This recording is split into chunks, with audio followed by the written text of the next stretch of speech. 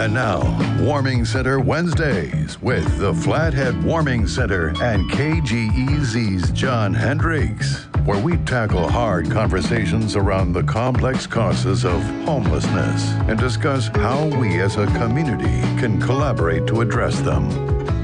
And joining me today from the Warming Center, we have John Roush. Good morning, John.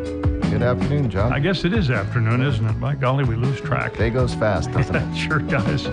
Who did you bring with us today? I brought the PATH, Western Montana Mental Health Center's PATH program, the homeless outreach, and I brought Mylene Widner and Kaela Metcalf. Welcome, ladies. Thank you. So let's begin with an explanation of PATH and its connection to the Western Montana Mental Health Center. Yeah, thank you for inviting us. Appreciate it. So the PATH program stands for Projects in Assisting with Transitioning from Homelessness. Mm-hmm. And we are a SAMHSA grant program. SAMHSA's PATH program has been nationwide since about, what would you say, Kaela, since like 1990? Mm-hmm. Yeah. So the Kalispell PATH program is the newest one in the state, and along with two other programs in Bozeman, and there had been one in Helena, but it moved to Great Falls. So we have grandfather programs in Billings, Butte, and Missoula. So if we're just kind of joining in here, help us understand the different types of things that you're able to work with. All right, so PATH works, it's specifically designed to work with individuals who struggle with serious mental illness. We also work with people who struggle with serious debilitating mental illness, but we more serve as a bridge for those individuals. And of course, the other criteria for our program is that they have to be struggling with homelessness as well, or at risk of homelessness. And when we talk about serious mental illness, kind of give us an idea of what, if we were to observe something like that, what would we likely see? For serious mental illness, it can range from mood disorders to psychotic-based disorders such as schizophrenia, schizoaffective disorder. But when we work with individuals who have the psychotic-based disorders, they really have to be stabilized on medication in order for our program to be productive. Yeah. And when we are working with individuals who struggle with serious debilitating mental illness, those are usually individuals who are symptomatic, and so they do not understand typically when they're in that state that they are really debilitated. How would something like that present? In other words, if I saw somebody with one of these mental illnesses, what would I see that would tip me off that something isn't quite right? Typically with people who have serious mental illness, it's not going to be something that's going to be noticeable to someone who happens to see them or interact with them briefly in the community. It could look like someone who's just seeming to not be able to make the gains necessary in life to organize their life, all the way to the other end where you may see somebody who is struggling with serious debilitating mental illness who cannot manage their behaviors. They may be talking to themselves or seeing things, responding to internal stimuli. But for the most part, you're not going to necessarily know when people are struggling with serious mental illness. We might assume that maybe they are unintelligent. That maybe they lack intelligence. Maybe they lack the ability to express themselves. I think that is more of a stereotype. I think that is, a double-edged sword. And oftentimes people with serious mental illness are very, very intelligent and actually creative people. I'm astounded, I think growing up, people just assume that people are unintelligent, but it's more of an issue with mood, managing, organizing. You can have people who are struggling with anxiety where they just aren't able to make decisions because they're stuck. Okay. Well, I think we have a little better understanding now of what it is you're looking at and what you're treating. John, help us understand how all this comes together with the Warming Center. There's a lot of individuals. Homelessness is strongly associated with people who have maybe a debilitating addiction or mental illness. They can't function in life, and I know we've talked about the consequences of addiction and some of the symptoms of mental illness before. A lot of people in the warming center come in, they're homeless, and they also suffer from a serious disabling mental illness or from debilitating addiction, and we work with PATH to try to connect them with treatment, and PATH actually helps with other avenues as well. They help with connections with, it's kind of a connections with medical, connections with housing, employment, even trying to get some people to get Social Security disability. They try to help people obtain that because some of these individuals are disabled by their mental illness. So that's kind of our connection with PATH, and that's kind of what the Warming Center works together in collaboration with PATH on, is helping these individuals who are homeless who have severe mental illness or severe addiction. Kaela, how come these folks that John is describing haven't come to the PATH Center on their own? I think one thing is that it's been difficult to get established in the community. We're a newer program here, so Mylene has done a really amazing job before I came in kind of getting PATH out there. So a lot of people just don't even know that we exist. So we have to bridge that gap by getting out into the community and kind of telling people what we offer. So that's probably why people aren't coming to you now.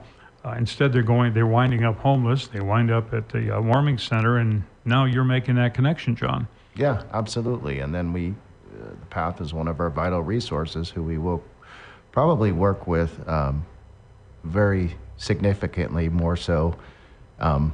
They can help these individuals bridge that gap. And I kind of see it as an entry point into the mental health center, Western Montana Mental Health Center, which can treat SDMIs and even can help with co-occurring disorders with people who have mental illness and addiction.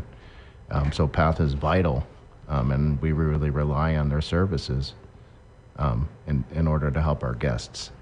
Help me understand the connection between PATH and Western Mental Health. All right.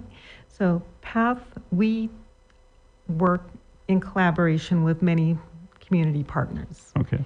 And Warming Center being one of our most central partners. So we spend anywhere from 2 days to maybe 3 days, 4 days a week when they are actually open for the winter warming center season. During the summer, we're there every day. We work in conjunction with the CAP program downtown, Community Action Partnership for Housing. We go out and we do homeless outreach at least once a week in the community, where we actually walk around and locate individuals in the community.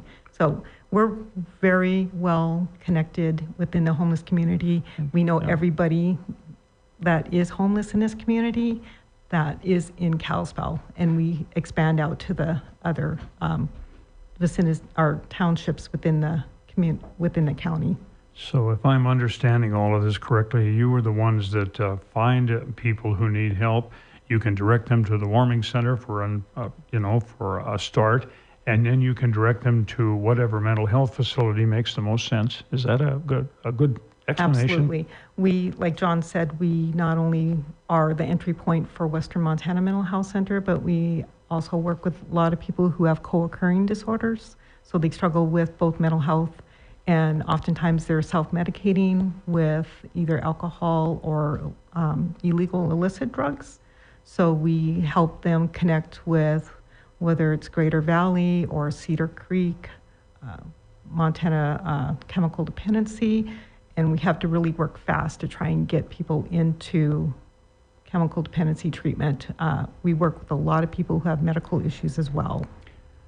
Let me ask you this. This may seem like a silly question, but when you're out moving through the homeless community, do you feel safe? Absolutely. As a woman? I do, absolutely. I've never been, I've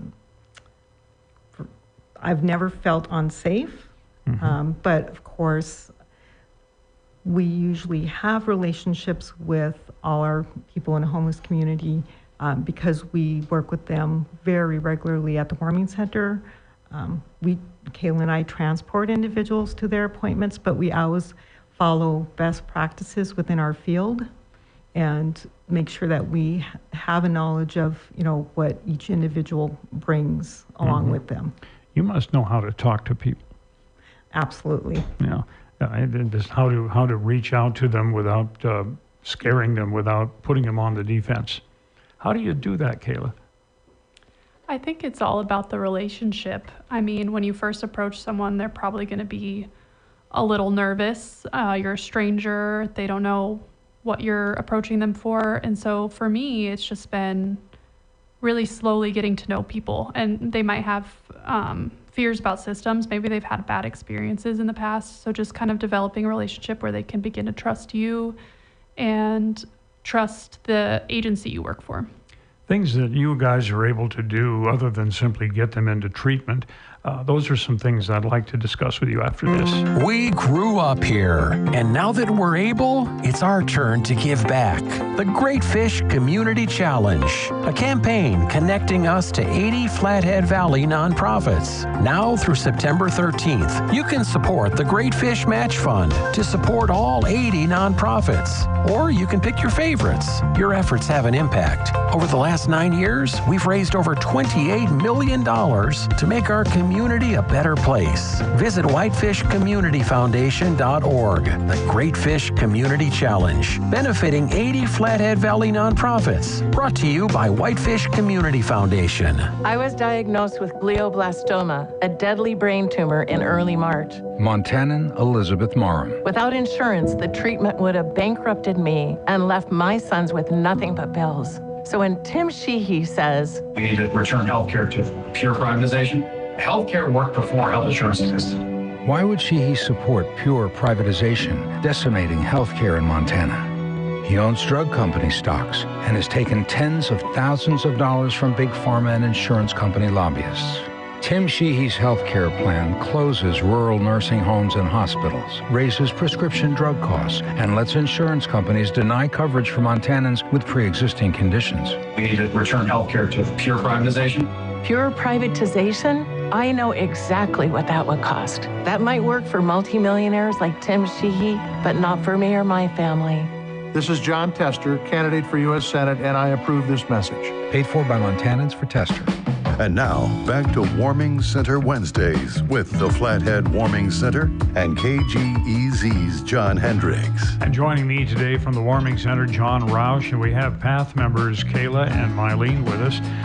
John, talk with me about some of the things that you guys are able to do to connect people with some of their basic needs. Well, basic needs is kind of the lower rung of human needs. There's something called Maslow's hierarchy where, food and shelter and clothing and, being able to get clean. We provide those needs, but that's the most basic need that we provide at the Warming Center. We also try to help them improve their situations, and part of that is trying to find housing. Part of that is trying to secure employment, maybe get connected with the faith community. Part of that's also for a lot of people with co-occurring disorders, addictions, and disabling mental illness, connection with like PATH, who the PATH program can help them connect with the treatment resources in this community. And we also, besides just PATH, I have some connections with some of the other treatment providers. I used to work for Manny Rivers, and so I have a lot of relationships with some of the other treatment providers. So we try to connect with all the treatment providers, link with all the treatment providers in the Valley to meet the individual treatment needs of our guests, whether it be mental health needs, or whether it be addictions treatment needs. We try our best to make those connections as part of our roadmap process, which I know I've talked about before. What about gas vouchers? Gas vouchers is something that the PATH program can probably do a better job explaining. It's Okay. just something I know. Yeah. Okay, Myla. So the nice perk to PATH is that we do have funds that are available for us to help. So 20% of our budget goes towards housing. But part of our outreach budget, we do provide gas vouchers for individuals who, say if they're living in their vehicle and they're using their vehicle to stay warm. Or if we have individuals who are working, and like currently I have about 3 individuals that we're helping with gas vouchers because they are employed or they need to get to appointments. And oftentimes it's really hard to keep them connected with services if they don't have transportation. So we not only provide gas vouchers, but we provide vouchers for buses. We teach people how to use Medicaid cab for appointments. Yeah. Mm-hmm. Where does your funding come from? From SAMHSA, which is the Substance Abuse and help me out here.